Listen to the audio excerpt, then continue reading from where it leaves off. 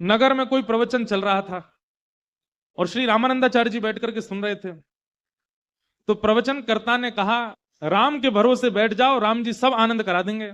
लेकिन यहां पर रामानंदाचार्य जी ने यही अर्थ लगा लिया कि राम राम करो तो राम जी पूरा जीवन पालन करा देंगे। तो रामानंदाचार्य जी ने जाकर के उन व्यास जी से कहा, बोले भगवान आप व्यास मंच पर बैठे हैं, हम आपसे कुछ कह तो नहीं सकते, आपकी सारी बातें स्वीकार हैं, पर आप कह रहे हैं राम जी के भरोसे बैठ जाओ, राम जी रोटी खवा देंगे क्या?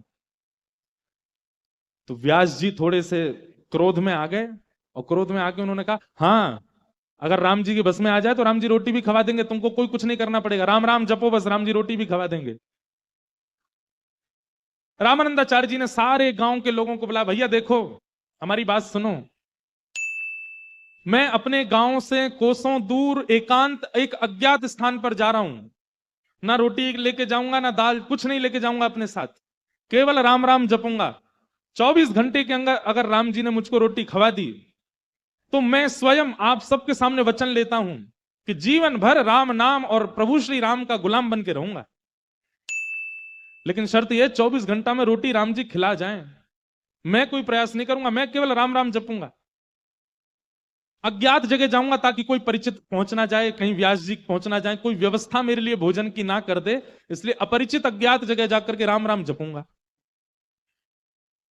रामानंदाचार्य जी चले गए और कहीं दूर पहाड़ों के पास नदी के किनारे पहुंचे, वहां पर एक विशाल वट का वृक्ष था, उस वृक्ष के घने वृक्ष के अंदर चले गए, ऊपर बैठ गए ऊपर, और ऊपर बैठ करके राम राम राम राम राम राम राम राम राम जपने लगे।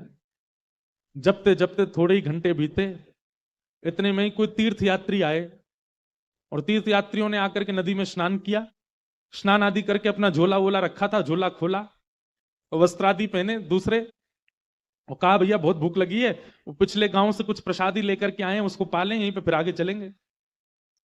और उन तीर्थ यात्रियों ने प्रसाद खोला, उसमें पूड़ी सब्जी गुलाब जामुन आदि सब गांव के लोगों ने जो प्रसाद दिया वो सब था। प्रसाद खोल के सामने रखा ही था, इतने में ही एक डाकू आ गया, और डाकू अपनी सेना के साथ आया, आकर के बोला इन सबको बंदी बनाओ, इनके पास जो कुछ हो सब कुछ लूट ले चलो। वो बेचारे खा भी नहीं पाए, हाथ ऊपर करके खड़े हो गए, उनके झोला वोला देखे तो उसमें कुछ कपड़े, कुछ दक्षिणा, कुछ ग्रंथ किताब मिली। डाकुओं ने बोला सब हरण कर लो।